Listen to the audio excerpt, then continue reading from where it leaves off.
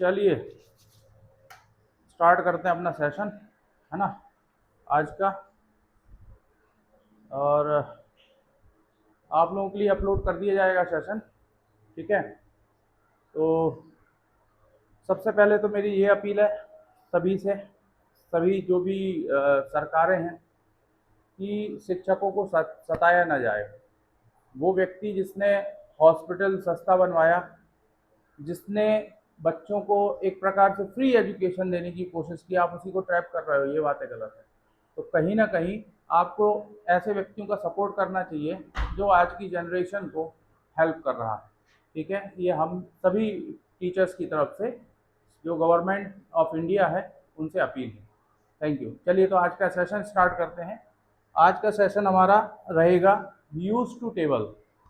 Use to table जो है वो होता क्या है, आप लोगों को समझ के चलना है कि अपन लोग जैसे कि टेंस पढ़ते हैं, टेंस में हम 12 डिब्बों को देखते हैं, है ना, indefinite continuous, perfect and perfect continuous के साथ 3 अलग अलग टेंसेस में। तो उनके अलावा जो सेंटेंसेस बनाए जाते हैं, समझाए जाते हैं या समझे जाते हैं, उनको हम यूज टू टेबल की मदद से सीखते हैं, ठीक है। तो आज हम यूज टू टेबल की 25 स्लाइड्स यहाँ पर डिस्कस करेंगे, 25 स्लाइड्स, जिसमें आपको भरपूर बहुत कुछ सीखने को मिलेगा। सभी बच्चों को, जो ऑनलाइन है दर्शकों आपको भी, और जो ऑफलाइन हमारे पास बच्चे बैठे हुए हैं उनको भी। तो चलिए सबसे पहले अपन देखते हैं पहली स्लाइड। तो देखिए पहली स्लाइड में हमारे पास दिया हुआ है कि अगर हमें अपने को एक्सप्लेन करना, मतलब हमारी पुरानी आदत को एक्सप्लेन करना है जो अब नहीं है, तो हम कैसे उस चीज को बताएंगे, ठीक है। तो हमारे पास एक मॉडल होता है, याद रखिएगा, इस मॉडल का नाम होता है यूज्ड टू। क्या होता है? Used to. इसमें वर्ब का फर्स्ट फॉर्म लगता है, base form of the verb use होती है, okay. Defines a past habit और रूटीन, जो आपका पास्ट रूटीन या पास्ट हैबिट थी अब नहीं है, उसको ये बताता है, ओके। दूसरी चीज, इसमें हिंदी सेंटेंसेस में ता था ती थी ते थे आते हैं। आप बोल के देखेंगे अपनी आदतों को तो आपको ता था ती थी ते थे नजर आएगी, ठीक है ना। जैसे वह क्रिकेट खेलता था, है ना, वह मंदिर रोज जाता था, ऐसे। तो हम देखें कि हमारे पास पहला सेंटेंस जो दिया है वो है मैं बचपन में क्रिकेट खेलता था। तो देखिए ये ता था आ गया, हमने कहा आई के बाद लगाया use to, first form of the verb play. क्या खेलते थे? क्रिकेट। कब खेलते थे? In childhood. समय को सबसे लास्ट में रखना है, ये दिमाग में रखना है। तो सेंटेंस बना I use to play cricket in childhood. दूसरा सेंटेंस है वह हर शाम गाने गाती थी। तो हमने कहा कि she use to sing songs every evening. तीसरा सेंटेंस है वे अपने दादा दादी से मिलने जाते थे। तो they use to visit their grandparents. हम कॉलेज में साथ पढ़ते थे। तो we use to study in the college, ठीक है ना, प्लेस बाद में उसका पहले पैटर्न रखना है, टुगेदर इन द कॉलेज। वह छोड़ने से पहले धूम्रपान करता था। तो हमने कहा कि he use to smoke before quitting, okay, उसको क्विट करने से पहले। और इसमें आईएनजी क्यों लगा? क्योंकि ये प्रीपोजिशन है, प्रीपोजिशन के बाद आने वाला कोई भी वर्ब होगा उसमें आईएनजी फॉर्म लगेगा, याद रखिएगा, और वो उस प्रीपोजिशन का ऑब्जेक्ट बन जाएगा, ठीक है। तो पहली चीज ये क्लियर हो गया। ये हमारे किसके लिए था? For past action, not current habits. Current habits के लिए नहीं था, ये पास्ट एक्शन या पास्ट हैबिट के लिए था, जो कि आप गिव अप कर चुके हो। क्लियर? चलिए अगले सेशन में आते हैं, अगले पैटर्न में। तो हमारे पास देखिए दूसरी चीज है जिसमें सब्जेक्ट है, सब्जेक्ट के बाद इज एम आर लगाना है। जिस किसी को भी पता नहीं है इज एम आर कहाँ रखता है, एक बार बता दे रहा हूँ। ही शी इट नेम के साथ में आप एस वाली वर्ब यूज करते हो। एस वाली वर्ब हमारे पास है इज, ठीक है ना। तो ही शी इट नेम के संग इज लगाएंगे, आई के संग एम लगाएंगे, और बाकी बचा क्या? वी दे यू के संग हम आर लगाएंगे, ओके। इसके बाद हमें यूज टू का यूज करना है, और फिर यूज टू के बाद हमें वर्ब का जेरेंट फॉर्म यूज करना है, ING form of the verb, okay. ये किसके लिए? For things you are accustomed to right now. Accustomed to का मतलब क्या होता है? अकस्टम्ड टू का मतलब होता है किसी चीज का आदी होना, आदत हो जाना किसी चीज की, ओके। अब देखिए मुझे सुबह चाय पीने की आदत है। अब ये प्रेजेंट की हैबिट्स बता रहा है, तो हम क्या लिखेंगे? आई के संग क्या लगाया? एम, फिर क्या लिखा? Use to. Drinking tea in the morning. Sentence क्या बना? I am use to drinking tea in the morning. उसे काम करने के लिए जल्दी जागने की आदत है। घर में सभी को होती है, आप लोगों के घर में भी होगी। She is used to waking up early for verb. हमें दिल्ली में भारी ट्रैफिक की आदत है, बहुत लोगों को होती है, हमारे यहाँ तो नहीं होता इतना traffic. We are use to heavy traffic in Delhi. इसे उसे इस नए सॉफ्टवेयर का उपयोग करने की आदत है, तो हम क्या बोलेंगे, he is use to using this new software. अगला सेंटेंस है, उन्हें पार्क में व्यायाम करने की आदत है, तो they are use to exercising in the park. Okay, that is park not park, है ना, कुछ लोग पार्क बोल देते हैं, नहीं बोलते, सुना होगा आप लोगों ने, that is not park, park नहीं होता, पार्क होता है, राइट। ओके, चलिए, तो ये क्लियर हो, क्लियर है। आगे बढ़ते हैं, आगे बढ़ते हैं तो हमारे पास तीसरी चीज आती है जिसको हम बोलते हैं इज एम आर के साथ अबाउट, और फिर लगा देंगे टू, और फिर लगेगा वर्ब का फर्स्ट फॉर्म। तो subject plus is am are plus about to plus V one. ये निकटतम भविष्य के लिए होता है, नियरेस्ट फ्यूचर को बताता है। इसका हिंदी मीनिंग होता है ही, बाला हूँ, बाली हूँ और बाले हैं। जैसे हम कहें कि हम खेल शुरू करने ही वाले हैं, हम खेल शुरू करने ही वाले हैं, तो कैसे लिखेंगे, we are about to start the game. Okay, about to की जगह हम गोइंग टू का यूज भी करते हैं, हम केवल टू का भी यूज करते हैं। जब हम गोइंग टू का यूज करेंगे तो याद रखिएगा हमें वहां पर कम या गोस वर्ब का यूज नहीं करना है। क्लियर है, इसमें कर सकते हैं। मैं घर जाने ही वाला हूं, तो कैसे बोलूंगा, I am about to go home.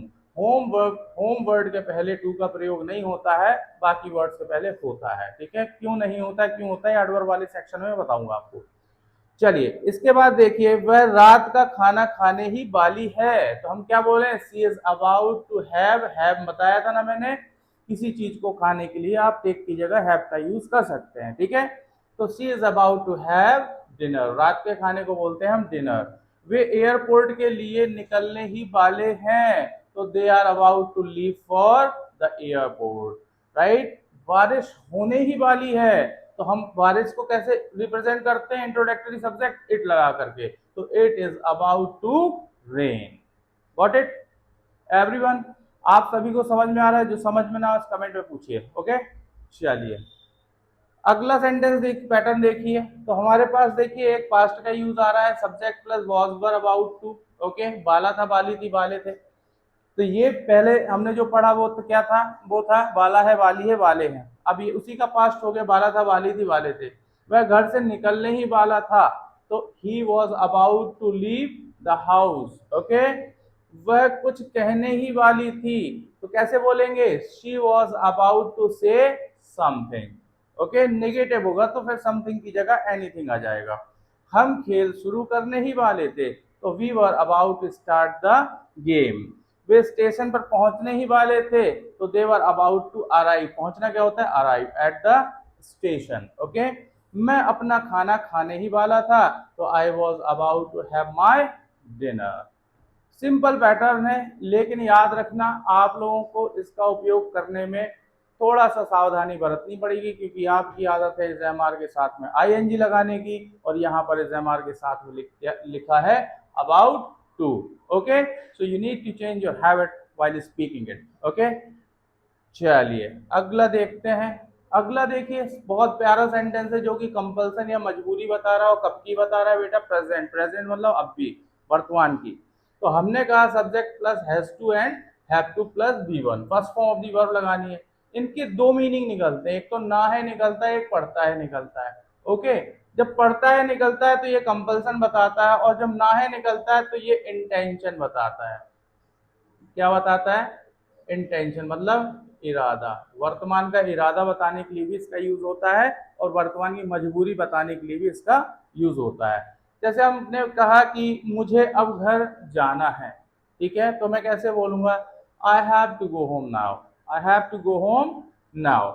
मैंने कहा उसे अपना काम खत्म करना पड़ता है, तो हम क्या बोलेंगे, she has to finish her work, she has to finish her work. इसके बाद अगर हम बात करें तो हमें परीक्षा के लिए पढ़ना पड़ता है, तो हम कैसे बोलेंगे, we have to study for the exam. Okay, उसे बिल चुकाने हैं, तो he has to pay the bills, right. जब आप इसका इंटरोगेटिव बनाओगे तो याद रखना ये फॉर्मेशन जो होती है डूडस वाली होती है। ठीक है, तो इसमें स्टार्टिंग में हम डू या डस का प्रयोग करते हैं। तो क्या उन्हें यहाँ इंतजार करना है, तो do they have to wait here, clear, ये दिमाग में रखना है आपको। हेल्पिंग वर्ब में फिर देनी पड़ेगी आपको। चलिए, तो ये क्लियर हो गया। ओके, इसके बाद अगला देखें। अब देखिए subject plus had to plus V one आ गया हमारे पास। ये भी हमारी क्या बताता है, मजबूरी बताता है, और ये भी हमारी क्या बताता है, इंटेंशन बताता है ना, आधा लिखा हुआ है। इंटेंशन मतलब क्या होता है, इरादा। तो इसका मीनिंग निकलता है क्या है, ना था या पड़ता था। तो मैंने कहा कि मुझे वहां जाना था, ये आ गया ना था, है ना। तो मैंने क्या कहा, I had to go there, I had to go there. उसे खाना बनाना पड़ता था, तो she had to cook food, ठीक है। हमें अपनी कार बेचनी पड़ी, तो we had to sell our car, that is our not hour, okay. उसे देर तक काम करना पड़ता था, तो हम कैसे बोलेंगे, तो he had to work late. Last वाला सेंटेंस है, उन्हें प्रस्ताव स्वीकार करना था, तो हम कैसे बोलेंगे, they had to accept the offer, right. तो ये आपको बताएगा पास्ट की कंपल्सन या इंटेंशन के बारे में, ठीक है। इसके बाद अगला देखें। अगले में देखें तो हमारे पास सब्जेक्ट है, इज एम आर है, और फिर हैविंग टू लगा हुआ है प्लस वर्ब का फर्स्ट फॉर्म। तो ये क्या बताता है बेटा, ये मजबूरी बता देता है। कब की बता देता है, प्रेजेंट की। इसका अर्थ क्या निकलता है, पड़ रहा है, ठीक है। जैसे हम कहें कि मुझे शहर छोड़ना पड़ रहा है, तो मैं कैसे बोलूंगा, I am having to leave the city, I am having to leave the city. उसे जल्दी काम करना पड़ रहा है, तो she is having to work early, she is having to work early. हमें यहाँ पढ़ना पड़ रहा है, we are having to study here. उसे जुर्माना देना पड़ रहा है, he is having to pay the fine, okay. उसे सीखना पड़ रहा है, तो they are having to learn. Got it everyone. कोई दिक्कत परेशानी किसी को, ऑनलाइन जिसको भी प्रॉब्लम हो कमेंट करके पूछेगा, ओके। नहीं तो मेरा नंबर सेव कर लेना, 8770135840, उस पर मैसेज कर सकते हो। किस गांव से हो, किस शहर से हो, ये जरूर लिखना, अपना नाम लिखना, ठीक है। चलिए, subject plus was were having to, उसी का पास्ट आ गया। अब ये पास्ट की मजबूरी बताएगा हमको, ठीक है ना। वर्ब के बेस फॉर्म का यूज करना है, इसका मीनिंग निकलेगा पढ़ रहा था। मैंने कहा कि मुझे घर छोड़ना पड़ रहा था, तो मैं कैसे बोलूंगा, I was having to leave the house. उसे देर तक काम करना पड़ रहा था, तो she was having to work late. हमें यहाँ इंतजार करना पड़ रहा था, अरे बच गए यार, करंट लग जाता।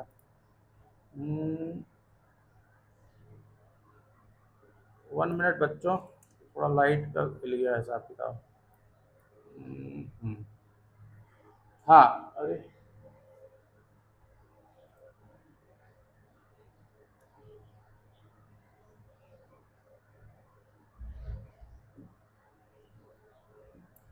व्हाट इज हैपनिंग यार।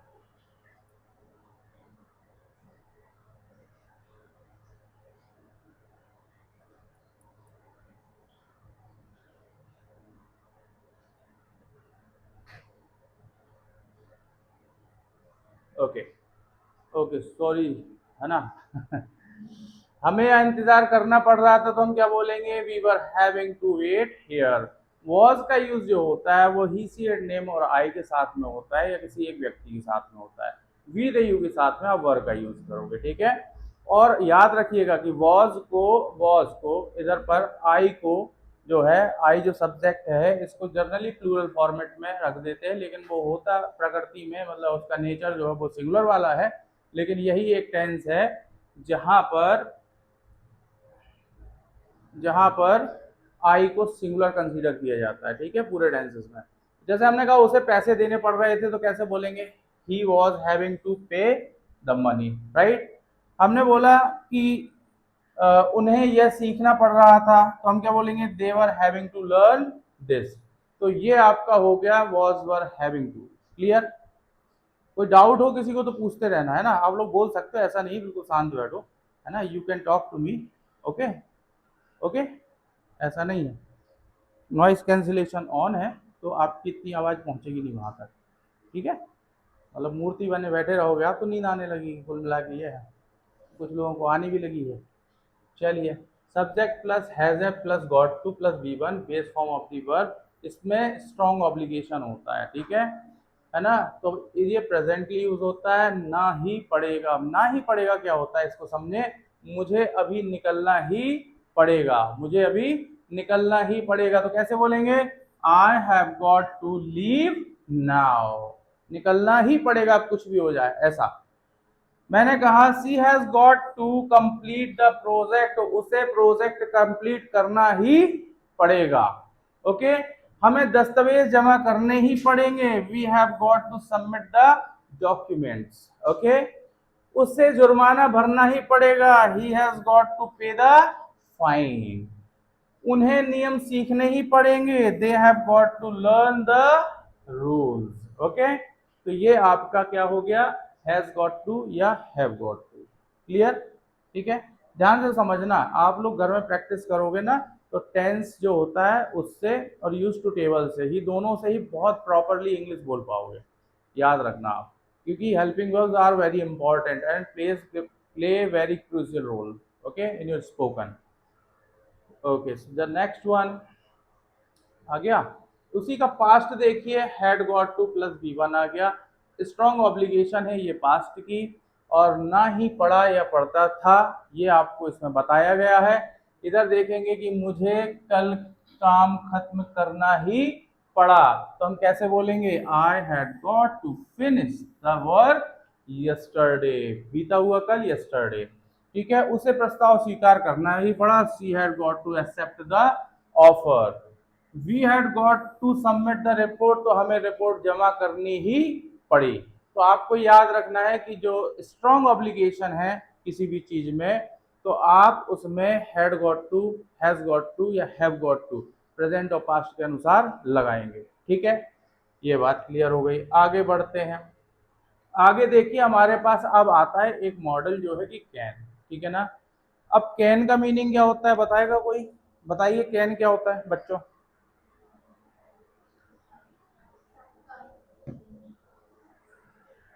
सकता, ठीक है। अब ये सकता यूज कहाँ कहाँ होता है, ये चीज हमें थोड़ी सी अभी देखनी पड़ेगी।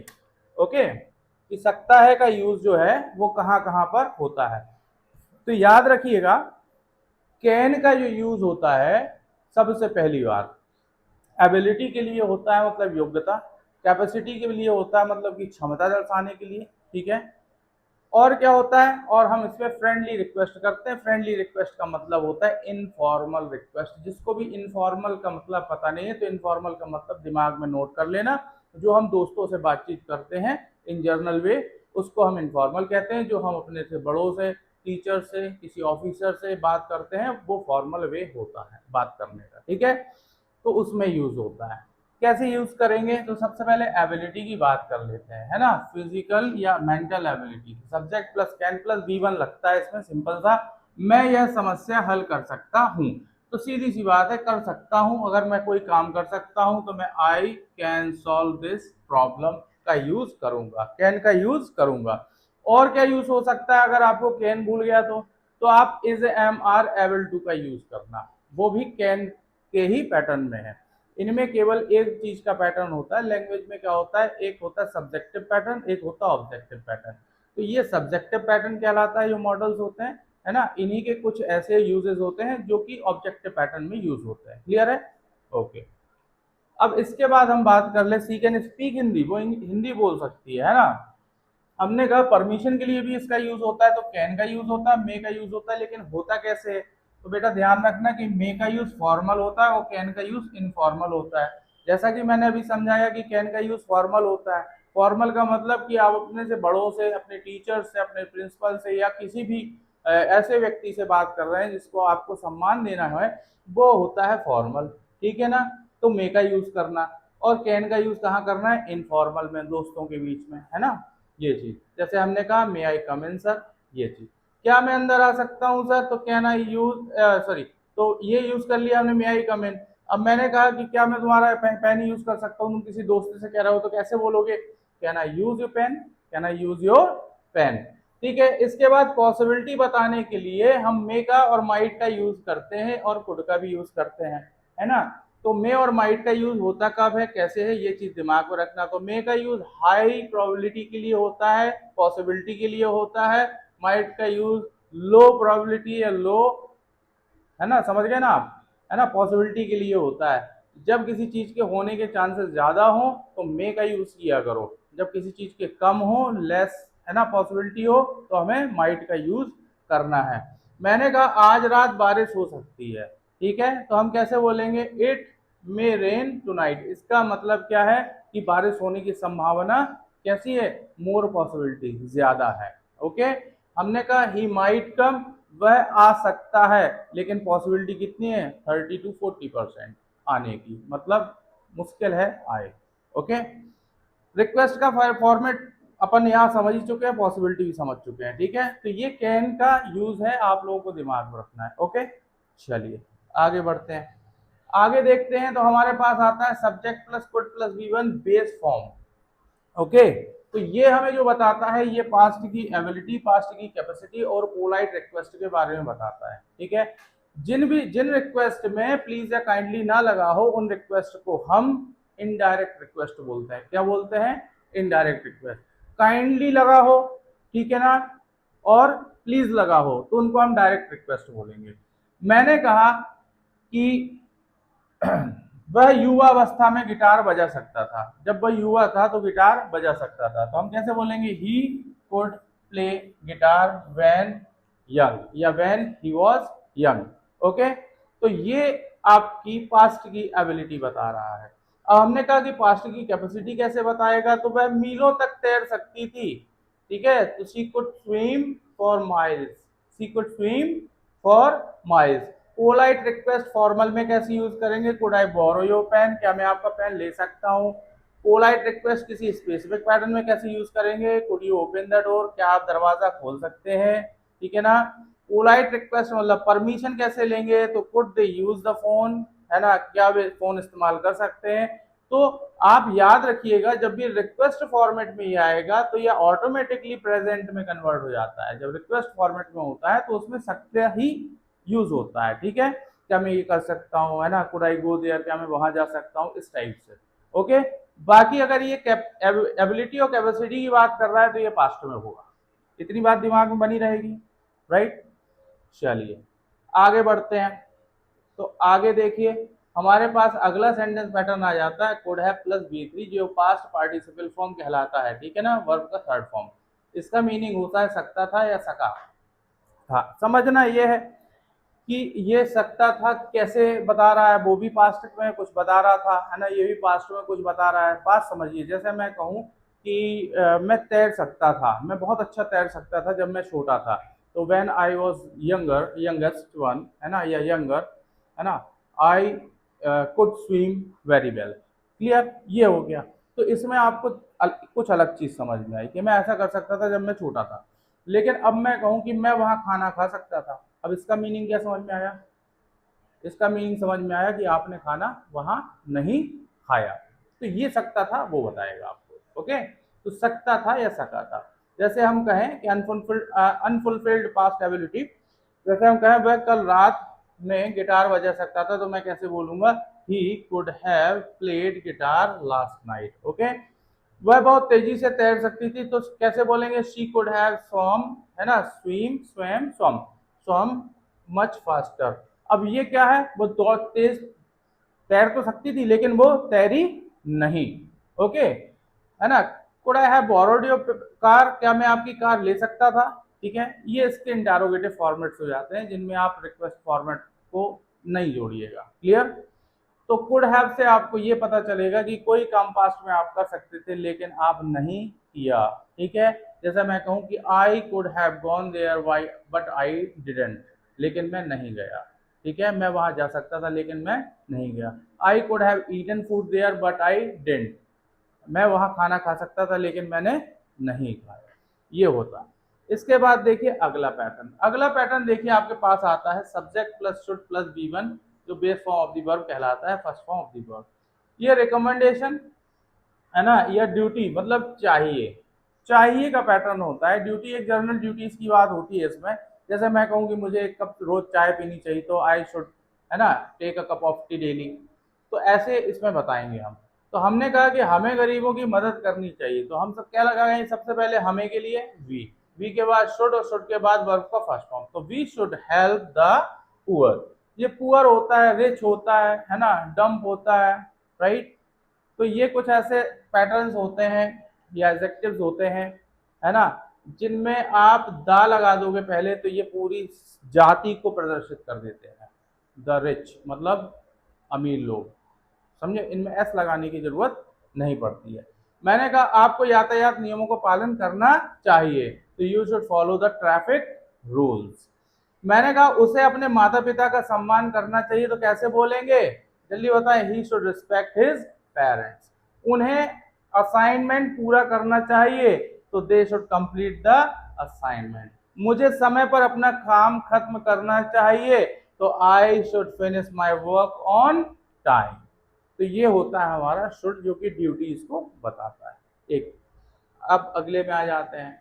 अगला देखिए, इसी का पास्ट फॉर्मेट होता है जो कि शुड हैव होता है। V3 जो कि हमें ड्यूटी तो बताता है, लेकिन पास्ट की कोई ऐसे पैटर्न को बताता है कि हमने जो नहीं किया लेकिन करना चाहिए था। मैंने कहा कि मुझे गरीबों की मदद करनी चाहिए थी लेकिन मैं नहीं कर सका, तो मैं कैसे बोलूंगा, I should have helped the poor but I couldn't. लेकिन मैं नहीं कर सका, आई कुडंट या कुड नॉट। ओके, हमें गरीबों की मदद करनी चाहिए थी, we should have help the poor. ध्यान रखेंगे वर्ब के थर्ड फॉर्म का। आपको यातायात के नियमों का पालन करना चाहिए था, you should have followed the traffic rules, लेकिन आपने नहीं किया। उसे अपने माता पिता का सम्मान करना चाहिए था, he should have respected his parents. उन्हें असाइनमेंट पूरा करना चाहिए था, they should have completed the assignment. तो दिमाग में रखना है कि कोई भी ऐसा काम जो पास्ट में आपको करना चाहिए था लेकिन आपने नहीं किया, उसके लिए हम शुड हैव प्लस V3 का यूज करते हैं। अगले में आ जाते हैं। देखिए बहुत प्यारा ये पैटर्न है जिसमें विशेष बताते हैं, आप would like two plus V1। आप कहीं भी बहुत बड़े होटल में जाते हैं, है ना, मतलब छोटे होटल में आप जाओगे तो वहां पर तो ऐसा होता है, बुलाना पड़ता है हमको, ए भैया इधर आओ। फिर थोड़ी देर बाद बोलोगे नमक लाओ, ए भैया रोटी नहीं लाए अभी तक, रोटी लाओ। तो इसमें जो बड़े होटल्स होते हैं ऐसा नहीं होता, उनने जैसे ही आपको अंदर आते हुए देखा हो, आप बैठे, आपको तुरंत पानी की बोतल देंगे और तुरंत पूछेंगे what would you like to have sir, आप क्या लेना पसंद करेंगे सर। बात समझे, ये होता है वहां पर। तो वुड लाइक टू का यूज जो होता है वो इसको या प्रेफरेंसेस को बताने के लिए प्रेजेंट में किया जाता है, चाहूंगा, चाहेंगे और चाहूंगी के अर्थ में। मैंने कहा हम गरीबों की मदद करना चाहेंगे, तो कैसे बोलेंगे, we would like to help the poor. आप नियमों का पालन करना चाहेंगे, you would like to follow the rules. वह अपने माता पिता का सम्मान करना चाहेगा, तो he would like to respect his parents. वे असाइनमेंट पूरा करना चाहेंगे, जब आपकी इच्छा हो ऐसा करने की, तो they would like to complete the assignment. मैं समय पर अपना काम खत्म करना चाहूंगा, ठीक है ना, तो I would like to finish my work on time. I would like to help you, what would you like to have, what would you like to take, what would you like to eat. इस type से आप इसके questions भी बना सकते हैं। अगले में देखिए क्या होता है। अगले में देखिए हमारे पास जो प्रेजेंट में हमने कैन सीखा था, कैन को अगर फ्यूचर में लिखना होगा तो हम विल कैन तो लिखेंगे नहीं, लिख दोगे, लिख भी दोगे, क्या भरोसा, बताओ जल्दी, लिख दोगे क्या, बोलिए, बोलो भैया। आज मतलब बहुत ज्यादा सुधरे से लग रहे हैं सब, कोई बोल भी नहीं रहा है कुछ। अच्छा, पब्लिकली बेइज्जती ना हो इस कारण से चुप है। चलो देखो, कैन का यूज हम प्रेजेंट में करते हैं अपनी एबिलिटी या कैपेसिटी को बताने के लिए। जब फ्यूचर में एबिलिटी या कैपेसिटी को आप बताना है तो आपको याद रखना है विल बी एबल टू का। ओके, तो will be able two plus B1 first form of the verb. ये फ्यूचर की एबिलिटी और कैपेसिटी को बताएगा, जिसका मीनिंग होता है सकेगा, सकेगी, सकेंगे। वैसे मैंने कहा कि हम अगले साल गिटार सीख सकेंगे, तो हम कैसे बोलेंगे, we will be able to learn guitar next year, है ना। टैंक 5000 लीटर रखने की क्षमता रखेगा, तो हम कैसे बोलेंगे, जल्दी बताइए कैसे बोलेंगे इसको, 500 लीटर, इधर पर उधर भी 500 है ना, तो हम कैसे बोलेंगे, जल्दी बताएं।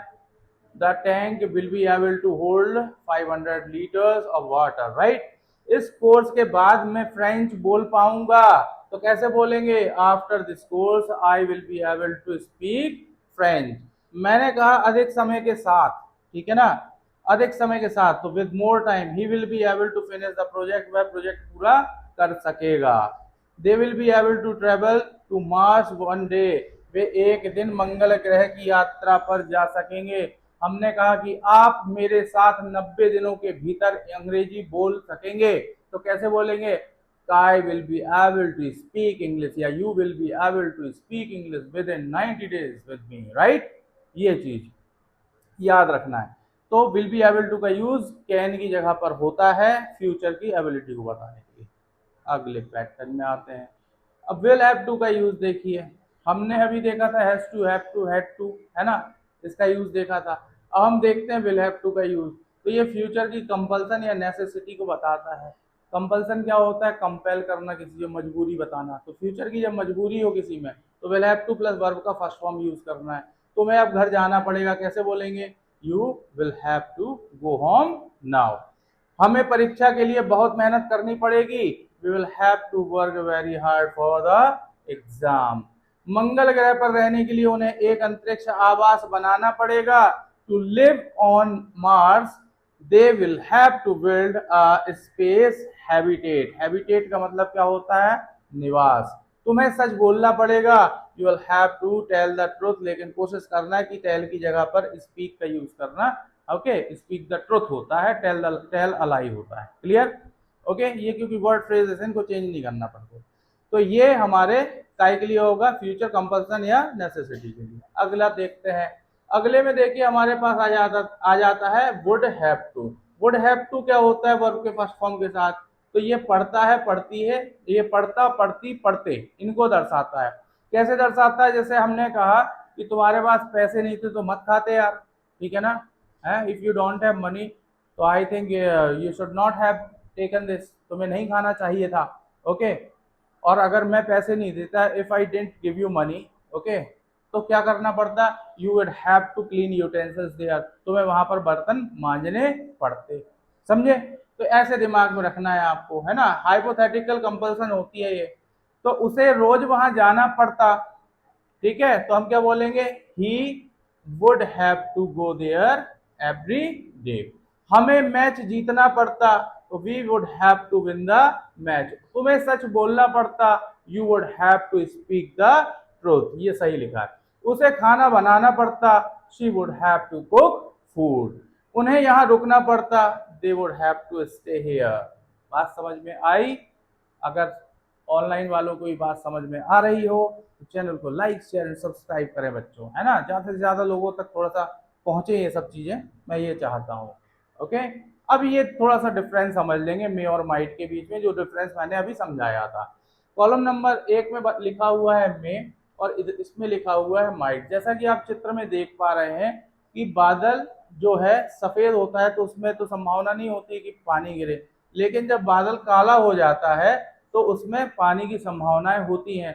तो जब पानी की संभावनाएं 50 से 70% तक होंगी तो हम यूज करेंगे इट मे रेन, क्योंकि मे का यूज जो होता है वो हायर प्रोबेबिलिटी के लिए होता है ना, मोर सर्टेनिटी, मतलब अधिक से अधिक, ज्यादा से ज्यादा अच्छी संभावना को दर्शाने के लिए हम मे का यूज करते हैं।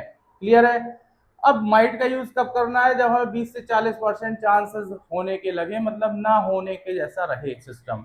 तो मैंने कहा कि यहाँ पर देखिए बारिश होने की संभावना जो है, बिल्कुल सफेद बादल है तो नहीं होगी, तो हमें लग रहा है 20 से 40, मतलब कि लेस सर्टेनिटी, संभावना बहुत कम है, ना के बराबर है, तो हम क्या यूज करेंगे, माइट का यूज करेंगे, तो इट माइट रेन। क्लियर? मे और माइट का डिफरेंस समझ में आ गया? ठीक है। अब जैसे हमें कहना है आगे का पैटर्न, तो देखिए हमारे पास आ गया may have to. May have to का मीनिंग है पढ़ सकता है, पढ़ सकती है, पढ़ सकते हैं। क्लियर? ये हाई पॉसिबिलिटी कंपल्सन को बताता है। जैसे हम कहें कि उसे रोज वहां जाना पड़ सकता है। क्लियर है? तो he may have to go there every day. हमें मैच जीतना पड़ सकता है, we may have to win the match. तुम्हें सच बोलना पड़ सकता है, you may have to speak the truth. उसे खाना पकाना या बनाना पड़ सकता है, she may have to cook food. उन्हें यहाँ रुकना पड़ सकता है, they may have to stay here. तो दिमाग में रखना है आपको कि हाई पॉसिबिलिटी कंपल्सन जो होती है वो हम मे हैव टू से बताते हैं। क्लियर। दूसरा पैटर्न जो कि माइट से चालू होगा, तो देखिए माइट हैव टू, इधर पर टी ओ लिखा है टू, ठीक है, ये याद रखना, ये डब्ल्यू गलत है। She might have to plus V one base form of the verb, हमने कहा पढ़ सकता था या पढ़ सकती थी, पढ़ सकते थे, लो पॉसिबिलिटी या लेस पॉसिबिलिटी कंपल्सन को दर्शाता है। क्लियर है। मैंने कहा कि उसे रोज वहां जाना पड़ सकता था, लेकिन जाना पड़ा क्या? नहीं। तो कैसे बोलेंगे? He might have to go there every day. हमें मैच जीतना पड़ सकता था, लेकिन ड्रॉ हो गया, विड्रॉ हो गया, तो हमें नहीं जीतना पड़ा, तो we might have to win the match. ठीक है ना। तुम्हें सच बोलना पड़ सकता था, तो you might have to speak the truth. Clear.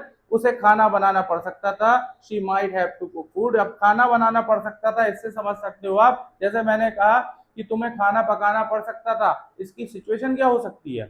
इसकी सिचुएशन सोचिए, जैसे मान लीजिए आज काम वाली नहीं आई, खाने वाली नहीं आई, है ना, और अब संभावना ज्यादा है कि यार तुम्हें खाना पकाना पड़ सकता है, तो मैं क्या बोलूंगा? संभावना ज्यादा होगा तो मे का यूज करके बोलूंगा, you may have to cook food today. Okay.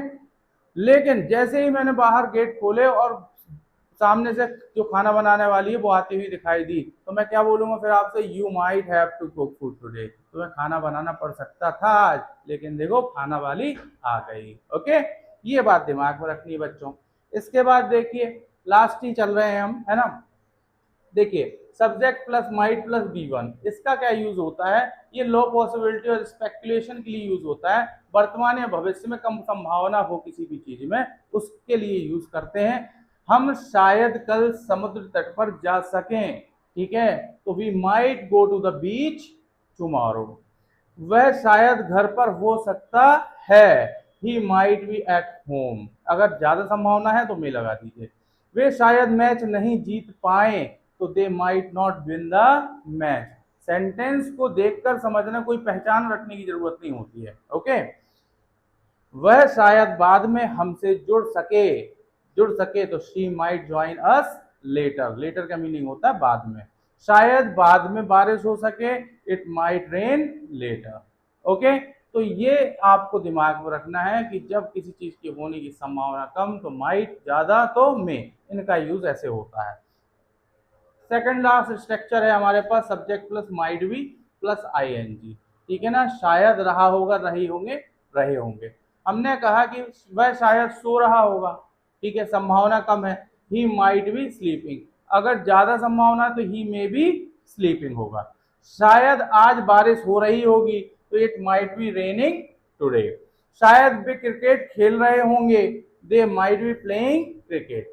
शायद वह खाना पका रही होगी, she might be cooking food. तो ये माइट बी का यूज है, मतलब आपको इंडेफिनेट पैटर्न का यूज अगर लगेगा तो आपको कॉन्टिन्यूअस का भी लग सकता है ना।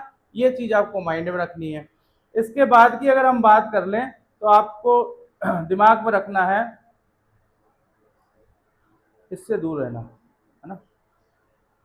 देखिए लास्ट पैटर्न, देखिए आज का लास्ट पैटर्न है हमारे पास subject plus might have plus V three past participle form, मतलब कि वर्ब का थर्ड फॉर्म।